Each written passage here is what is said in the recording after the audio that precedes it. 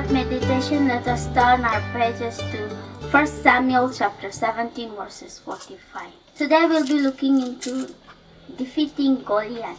David said to the Philistine, "You come against me with a dagger, spear, and sword, but I come against you in the name of Yahweh of hosts, the God of Israel's armies. You have defied him." In this chapter, we see how David defeats Goliath. David wins this spectacular victory over Goliath. It was only through God's help. But in some report they give from this overview, they're saying that Goliath was weak, telling that Goliath was half blind and he was weak and he was very vulnerable to that stone which David slung.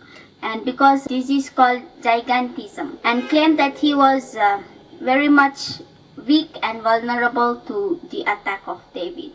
And because of how David slung, it turned his vision, which caused brain tumor, and he was weak. But though some may give those kind of reports, but we see Goliath was not a weakling. He wore armor. He was not a very weak giant, but he was a giant who the Philistines choose to be their captain. And he wore that armor which weighed about 125 pounds and which an iron point which was 15 pounds.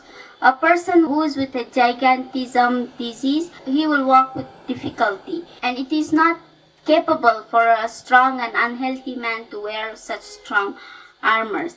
But if Goliath had been the victim of this disease, he could never have carried those heavyweight armors. So if Goliath hadn't been the first class warrior in his team, and if he wouldn't have frightened the Israelites, and if he wouldn't have made as a champion with the Philistines, if he wouldn't have been so strong and mighty, he wouldn't have been chosen as their champion, or he wouldn't have been frightened the Israelites. Here we see how great and how strong Goliath was. But no matter how great and mighty he was, though some may say he was a weakling of who's having a gigantism, even though it is not the reality. Here we see how frightening he was, which made the Israelites to frighten them, and to make him as a champion over Philistine. As we see these attributes of Goliath, if it was not from God's help, David could not have won over Goliath. If it was not for God's case, he would not have been won him.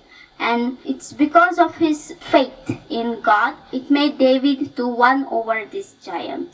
And it made, because of this faith, he was able to confront this giant with so much of dare and confidence we see in David. As we read in verse 45, which David says, "I come to you in the name of the Lord of hosts, whom you have defied." And he comes in the name of the Lord.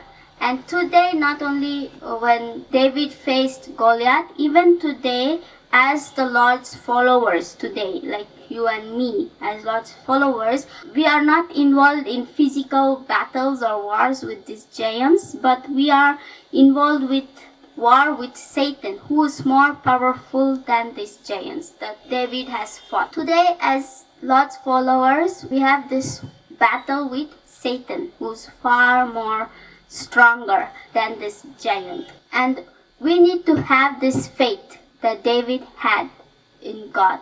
And it is God who brought victory to David, not David himself. He gives credits to God. He gives glory to God for his victory. And when we engage with these supernatural battles in our day-to-day life as God's followers, we need more faith today.